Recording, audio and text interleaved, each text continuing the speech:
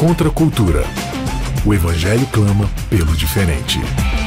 3, 2, 1, gravando. Começando mais um Contra a Cultura, chegando aqui para você na Rádio Novo Tempo e também no canal Cristãos Cansados no YouTube. É sempre uma alegria receber você aqui com a gente para estudarmos a Palavra de Deus.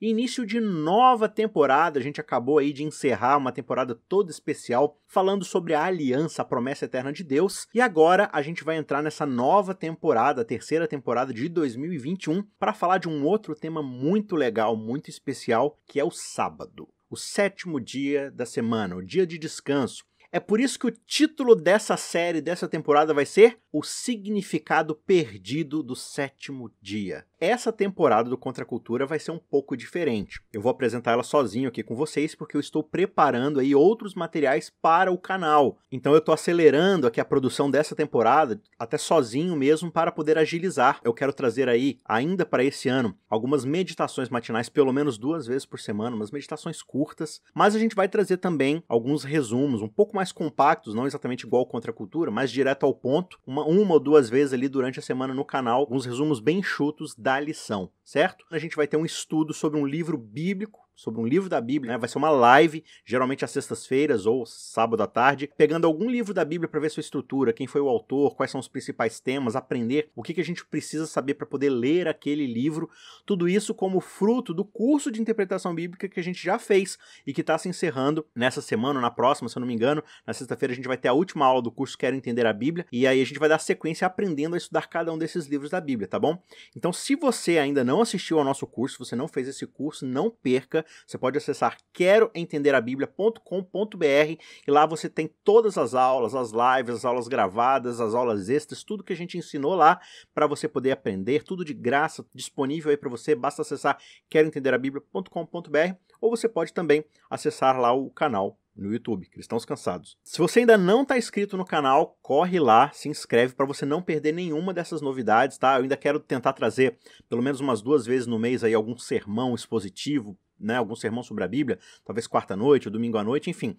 Muitas ideias, muitos planos, e para isso eu peço a sua compreensão, porque a gente vai agilizar aqui no Contra a Cultura para poder otimizar o nosso tempo e poder produzir mais conteúdo inédito e cheio de riqueza da Palavra de Deus. Beleza? Se você quiser participar do nosso grupo no WhatsApp ou no Telegram para receber em primeira mão todas essas novidades, você pode entrar lá no site mesmo, queroentenderabiblia.com.br, e lá logo no topo do site você vai ter o link lá para o grupo de transmissão do WhatsApp e também do Telegram, e você vai receber sempre que alguma novidade sair para você não perder nada. Vamos então diretamente para o nosso tema de hoje, o primeiro episódio dessa temporada, o significado perdido do sétimo dia. Então agora a gente vai falar sobre os significados do começo de todas as coisas, da Gênesis, da criação. O sétimo dia, ele não poderia ter recebido um início mais favorável, mais destacado do que este que é descrito aqui logo de cara nessa abertura da história bíblica. Quando a gente lê aqui Gênesis, o capítulo 2, logo no verso 1, está escrito assim, olha: Assim, pois, foram acabados os céus e a terra e tudo o que neles há. E havendo Deus terminado no sétimo dia a sua obra que tinha feito, descansou nesse dia de toda a obra que tinha feito. E Deus abençoou o sétimo dia e o santificou, porque nele descansou de toda a obra que, como Criador, tinha feito. Então aqui a gente tem essa introdução espetacular a respeito desse sétimo dia, na culminação, aqui na finalização de toda a obra criadora de Deus. Agora, será que o resto dessa narrativa vai sustentar essa primeira impressão que a gente tem a respeito desse sétimo dia, esse dia do descanso? Então vamos aqui para as nossas primeiras impressões desse texto, né? Essas reivindicações que o autor de Gênesis faz aqui sobre o sétimo dia da semana, elas são tão abundantes nesses versos compactos que elas quase tropeçam umas sobre as outras, de tão abundantes que elas são. Então vamos aqui para pelo menos 3 impressões iniciais que a gente já percebe na narrativa da criação. A primeira delas é que o autor ele não pendura o sétimo dia, ou seja, ele não encaixa o sétimo dia em cima de uma base inexistente. Não, ele vincula justamente o sétimo dia no evento fundador de toda a existência humana e criacional. Então esse sétimo dia ele vem como uma cereja do bolo em cima de toda uma construção a respeito dessa criação que foi iniciada. Uma segunda impressão aqui é que essa criação ela deve ser entendida como uma realização cuja prerrogativa é exclusivamente divina. Ou seja, a característica principal que nos é apresentada logo de cara é que Deus é o criador de todas as coisas e esse é um poder exclusivamente que pertence a Ele. Em terceiro lugar, aqui a nossa terceira impressão é que o sétimo dia ele não é introduzido de uma forma acidental, ele não aparece aqui por mero acaso. Ele é um fato imediato à criação, ele faz parte da narrativa aqui da criação de uma forma completa. Sem o sétimo dia, a criação ela meio que vai ficar num limbo, ela não vai ter um final, ela não vai ter uma conclusão. Uma outra coisa importante aqui da gente destacar é que esses elementos de deliberação e propósito, essas características de algo intencional que está sendo feito, elas são descritas nesses versos aqui que a gente leu em dois cuidadosos pares de palavras. Quais são eles? No primeiro desses pares, o autor de Gênesis ele afirma que Deus ele finalizou o seu trabalho e descansou no sétimo dia, certo? E esse é um relatório do cessar da atividade divina. Não apresenta aqui pra gente nenhum tipo de atribuição ou significado, só diz que Deus encerrou a sua obra. Já no segundo par, Gênesis anuncia pra gente que Deus ele abençoou o sétimo dia e o santificou. Diferente do primeiro par, isso aqui descreve um ato específico e intencional, onde Deus ele atribui um sentido a partir das suas próprias prerrogativas divinas. Essa mesma prerrogativa que a gente já mencionou, que é a prerrogativa de criar todas as coisas, é a mesma prerrogativa que pega esse dia, esse sétimo dia, e separa ele do restante da criação e fala, ó, esse dia ele é diferente, ele é santo. Então, se esse primeiro par que a gente viu, ele é retrospectivo, ou seja, ele olha para trás e aprecia o que foi feito, esse segundo par olha para frente, projeta um futuro, e nesse futuro ele indica uma permanência. Deus se coloca nesse dia. Então, a partir desse ato de santificar o sétimo dia, Deus finca uma estaca, uma placa que representa a presença divina no solo do tempo da própria humanidade. Ou seja, eu faço parte do tempo, da existência da humanidade, a partir dessa ideia do sétimo dia. Então a gente percebe que propósito e ação divina estão envolvidos aqui nesse ato, de forma a dar ao sétimo dia um significado muito mais profundo do que qualquer coisa temporária, qualquer coisa relativa. É de fato algo concreto, onde o próprio Deus se estabelece e dá sentido dentro dessa ação quando ele estabelece o sétimo dia. Agora, quando a gente parte para avaliar esse texto dentro do contexto todo do relato da criação, a gente percebe que, assim como o sétimo dia, de várias formas, né, hoje, no contexto mais moderno, ele se tornou um órfão teológico e até ideológico, porque o mundo moderno, de fato, perdeu contato com essa narrativa da criação, com esse texto que descreve o começo das coisas. Hoje a gente tem várias outras explicações, né, como a teoria moderna da evolução, que fala de causalidade, que as coisas vieram do acaso, não tem um propósito definido, né? Simplesmente ocorreu atos aleatórios, eventos aleatórios, e ela prevê, essa teoria, um processo sem um agente que inicia, que guia e que completa a ação. E aí, por causa disso, o que a gente vê é o reflexo de uma visão da realidade onde o sétimo dia, de fato, não vai ter um ponto de contato significativo com a história. Se tudo vem do acaso, você não tem um propósito ali para um sétimo dia, para um descanso específico, para uma santidade. Então, quando a gente olha de forma moderna a partir dessas teorias do acaso, claro que você vai desconectar a ideia de um sétimo dia. Isso só vai funcionar dentro da ideia de uma criação proposital, com intenção. Por isso, alguns teólogos eles tentam derivar esse mandato do sábado no Antigo Testamento a partir do quarto mandamento, lá em Êxodo, e não a partir da narrativa do descanso de Deus lá na criação. Né? Não, isso aqui é só uma coisa dos mandamentos, é lá dado para os judeus. Só que o fato é que a Bíblia ela começa com Gênesis e não com Êxodo. Ela começa com a criação, ela não começa com a redenção. A história do Antigo Testamento começa com a origem da humanidade e não com a origem do povo de Israel. Tem uma razão para essa ordem acontecer. A Bíblia não se inicia descrevendo, existe um povo chamado Israel, não. Ela fala, no princípio Deus criou tudo o que existe. Israel, de fato, tem um papel muito importante no projeto de restauração com a qual boa parte do Antigo Testamento está preocupado, está desenvolvendo ali. Só que os primeiros capítulos aqui da narrativa bíblica têm um alcance muito mais amplo do que apenas, entre aspas, isso. O escopo, ou seja, a abrangência aqui dessa narrativa, ela é universal. E ela afirma o valor da Terra e de todos os seus habitantes, sem uma consideração a partir de uma etnia ou de uma nacionalidade específica. É isso que a gente vê aqui em Gênesis no capítulo 1, verso 28 a 30. Está falando do ser humano, da raça humana. Portanto, a chave aqui é a universalidade. Essa é a premissa a partir da qual a narrativa bíblica parte e ela é a meta para a qual ela segue. A criação é sobre a universalidade de todas as coisas. Deus criou todo o planeta Terra, tudo aquilo que existe. Portanto, a prioridade aqui de Gênesis em preceder o Êxodo e o fato de que a criação engloba toda a narrativa faz da Bíblia a história de um Deus e de uma humanidade que são indivisíveis. Ver o sétimo dia, então, nesse contexto mais amplo, vai deixar claro pra gente que essa não é apenas uma preocupação israelita. É muito importante a gente já definir isso logo no começo desse nosso estudo. Porque, de fato, a Escritura ela deseja enfatizar pra gente que a santidade do sábado é muito mais antiga que o comissionamento da missão do próprio Israel. E ela abrange toda a humanidade que foi criada. É só você observar a estrutura aqui narrativa de Gênesis, porque essa estrutura narrativa ela nos proíbe de falar de uma teologia da criação, de uma história, uma narrativa da criação, sem o suporte do sábado como uma instituição que permeia esse ato criador. E o contrário aqui também vai ser verdade. Não existe uma teologia do sétimo dia, uma teologia do sábado, que não tenha a criação como a sua base, como seu início, como seu fundamento. Então vamos agora para o ponto central do estudo de hoje. Quais são então esses significados do sétimo dia aqui no relato da criação? A gente percebe já nessas primeiras páginas da Bíblia que o sétimo dia é apresentado com um portfólio, digamos assim, de vários significados, né?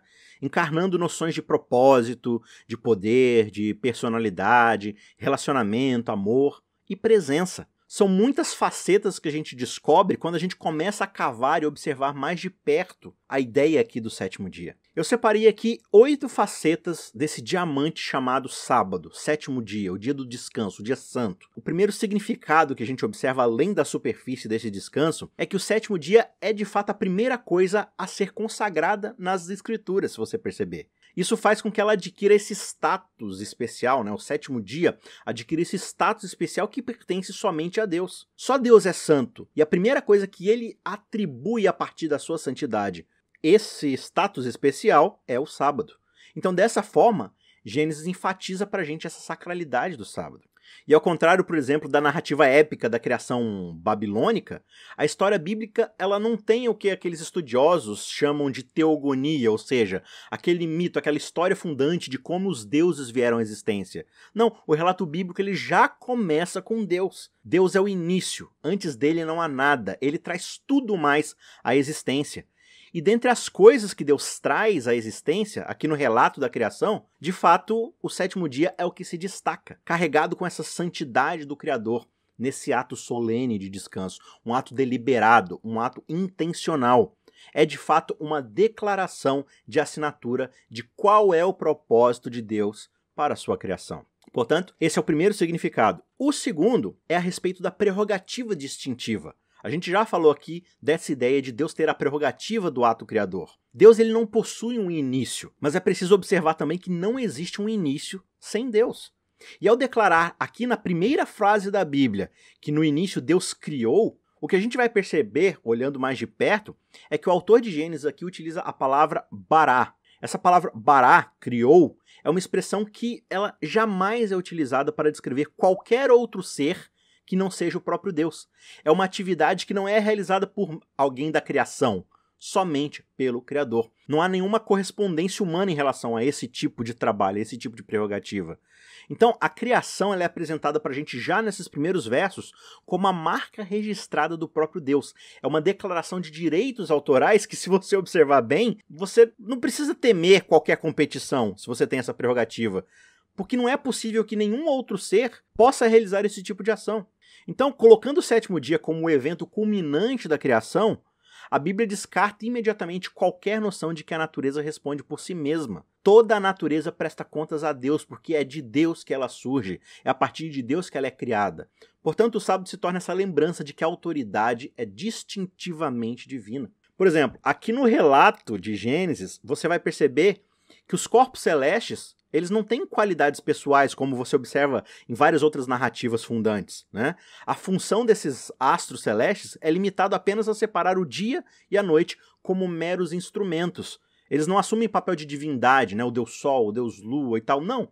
Eles são chamados por nomes genéricos, inclusive. E o sétimo dia, então, ele mantém sempre presente pra gente a verdadeira razão pela qual a adoração é devida única e exclusivamente a Deus.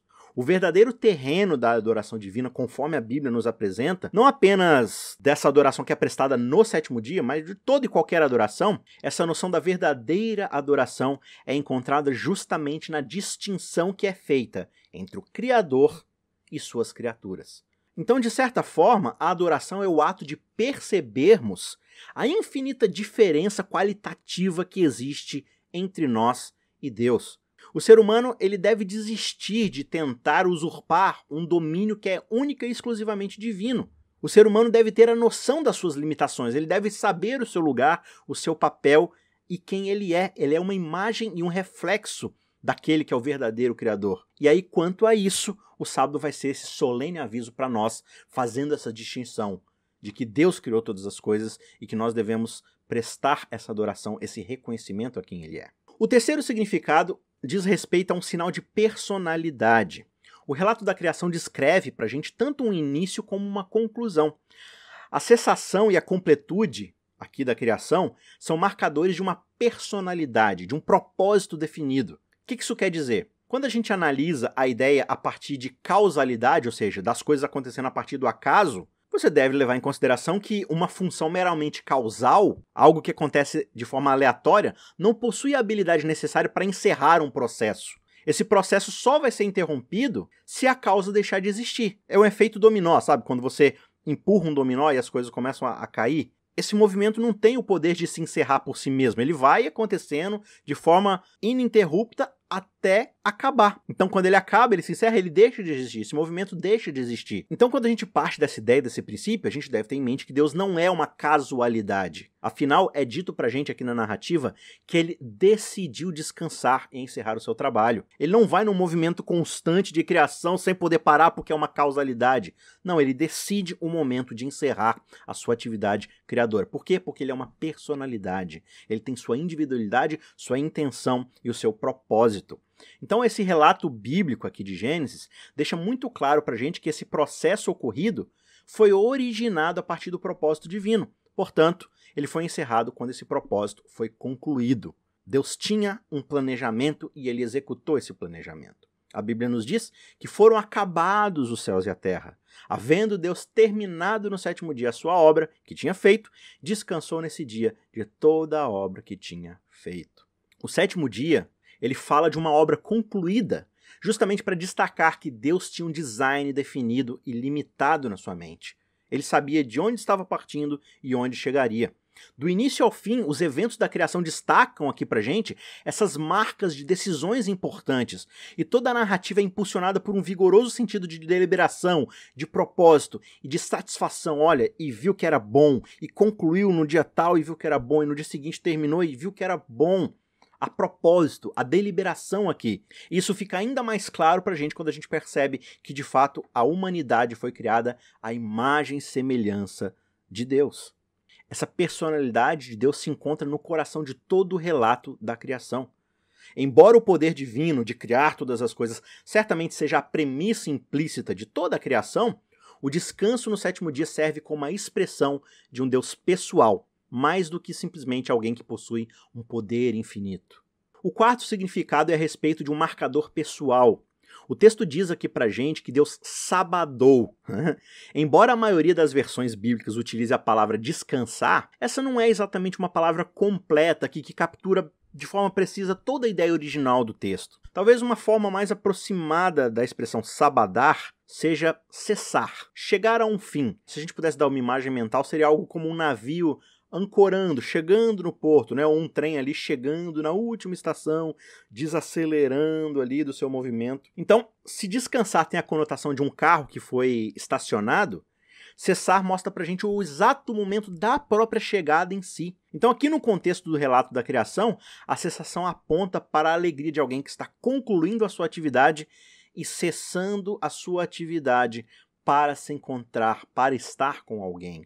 Então, quando ele cessa a obra de criar, santificando o sétimo dia, a gente observa esse Deus entrando em um relacionamento duradouro com a própria criação que ele acabou de concluir. Ao descansar aqui no sétimo dia, Deus é mostrado como alguém que está entrando no tempo da própria criação que ele realizou. O Deus criador não é apenas um Deus que age, mas ele é também um Deus que reage. Ele é o Deus que responde àquilo que ele criou. O sétimo dia, então, tem esse caráter interativo, encarnando Deus na própria experiência contínua dos seres humanos, uma experiência relacional com a sua criação. Quinto significado, o sétimo dia da criação é uma expressão de amor. A característica de Deus que é revelada no descanso aqui do sétimo dia é o seu amor. Os seres cuja existência é celebrada no descanso do sétimo dia são extremamente significativos para Deus. Na verdade, a razão aqui pela qual ele se abstém de mais atividade no sétimo dia é porque ele encontrou o objeto de seu amor e não tem mais essa necessidade de continuar criando e procurando qualquer outra obra que vá lhe trazer essa satisfação. O sétimo dia, se você entendê-lo dessa forma, traz o amor de Deus para o foco aqui da criação, colocando esse amor na frente e no centro do caráter e da atividade de Deus, já aqui no início de todas as coisas. Deus ele cessa seu trabalho para desfrutar da companhia da pessoa que ele justamente acabou de criar. Então isso sugere para a gente que o sétimo dia fala tanto sobre os valores dos seres humanos para Deus, como da avaliação da vida humana pela prerrogativa do próprio Deus. O que está em primeiro plano aqui na primeira menção do sétimo dia na Bíblia é o presente de Deus, e não a obrigação humana de fazer alguma coisa. É como se a gente ouvisse o próprio Deus falando assim pra gente: eu estou cessando no sétimo dia não só para que você possa me reconhecer e me amar, mas para que você saiba que eu te reconheço e que eu te amo. O sexto ponto é que o sétimo dia da criação é uma afirmação sobre a presença. A realidade da presença de Deus está aqui bem no coração da cessação divina do trabalho aqui no sétimo dia. Quando Deus separa o sétimo dia, nós não vemos esse Deus de pé, mantendo uma certa distância da sua criação, né? Como um relojoeiro que termina de dar corda ali no seu relógio, pendura na parede e vai embora, né? Deus dá as cordas ali no universo e deixa o universo funcionando sozinho, tomando seu próprio rumo. Não, a presença é uma ideia principal aqui, porque a narrativa de Gênesis começa com a presença de Deus atuando na criação, e a realidade da presença divina é enfaticamente afirmada no sétimo dia, quando Deus finaliza esse trabalho criador. Então essa questão universal, né? Quem somos nós? Essa pergunta ela é muitas vezes respondida com: olha, nós somos resultado do acaso e não há ninguém a quem possamos recorrer ou a quem possamos atribuir a nossa experiência. Não, o sétimo dia ele responde pra gente: nós somos criados à imagem de Deus. Nós não somos produto de um acidente, nós somos criados para um relacionamento onde o próprio Deus se faz presente. Sétimo e penúltimo significado que o sábado traz pra gente, que o sétimo dia da criação traz, é que o sábado é um dia de bênção. O dia em que Deus se abstém de toda atividade criadora é justamente o dia que ele abençoa. E se a gente observar bem, essa bênção no sétimo dia, ela só se torna uma bênção para aqueles que estão debaixo da sua esfera de influência. O sétimo dia, ao trazer a medida completa da presença, do amor e da bênção de Deus, marca o início da existência humana aqui em Gênesis. O sétimo dia de Deus na criação é justamente o primeiro dia de existência do homem. E esse dia define qual será a prioridade na vida dos seres humanos. O que isso quer dizer? Nós notamos que aqui o tempo humano começa com um dia de descanso e não com um dia de trabalho. Então essa busca espiritual, que consiste justamente em viver a vida em um relacionamento com o Criador de forma mutuamente significativa, ela destaca-se como o sentido primário da vida. A primeira atividade do homem, ao passar a existir, o seu primeiro dia, é justamente buscar uma experiência de relacionamento com o próprio Deus. Antes de qualquer atividade, antes de qualquer trabalho, o relacionamento para conhecer esse Deus e ser por ele amado. Para a nossa mente moderna, o descanso ele segue-se ao trabalho, né? E ele é justamente uma necessidade por causa do trabalho. Mas para a mente, digamos assim, bíblica, de acordo com o teólogo judeu Heschel, o sábado como um dia de descanso, né, como um dia de abstinência do labor, do trabalho, não é para o propósito de recuperar a força perdida e tornar-se apto para o trabalho que vai vir. Não, o sábado é um dia pelo bem e pelo sentido da própria vida. É uma celebração da vida, da existência. E o nosso último ponto aqui, nosso último significado, é de que o sétimo dia é um sinal de revelação. Ele pontua a narrativa e dá algumas ideias pra gente do que está acontecendo. O sábado não é uma instituição que existe ou deixa de existir por causa da observância por parte do homem. Não.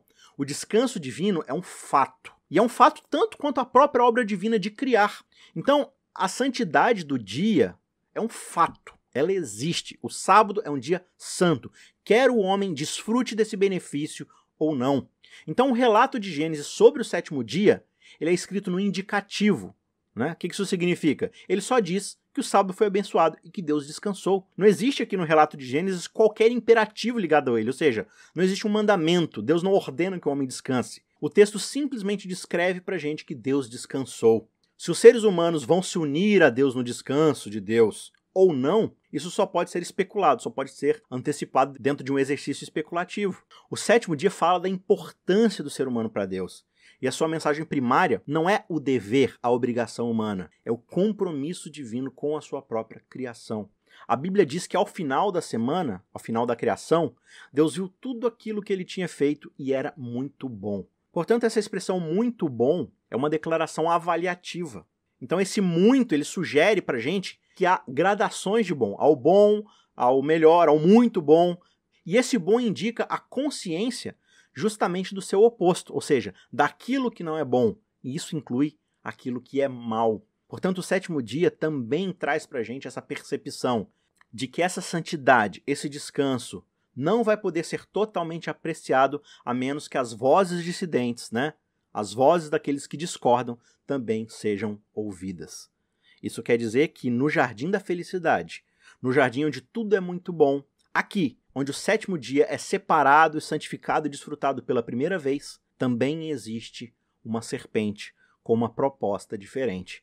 E é sobre essa outra proposta, sobre os efeitos dessa outra proposta, que a gente vai observar no episódio da semana que vem. Então eu te espero lá para continuar esse estudo sensacional sobre o significado perdido do sétimo dia. Não perca, porque essa série vai estar muito legal. Um último aviso antes da gente encerrar: quer ter acesso ao texto, às notas dessa apresentação, desse episódio? Então acessa lá youtube.com/cristãos cansados, procura esse episódio e na descrição vai ter um link com um documento, com toda a descrição, com toda a transcrição para você poder ler, estudar, grifar e quem sabe apresentar na sua própria classe, dar um estudo bíblico, estudar por conta própria. Pode ir lá, é totalmente gratuito, vai estar disponível para você, beleza? Deus te abençoe, a gente se vê na semana que vem para o próximo episódio. Um abraço e até lá. Tchau, tchau. Ajude o Cristãos Cansados a continuar produzindo conteúdo cristão gratuito e de qualidade. Você pode fazer uma doação única usando o QR Code do PicPay ou pelo site apoia.se/cristãos cansados, fazendo contribuições mensais de qualquer valor. Os links estão na descrição.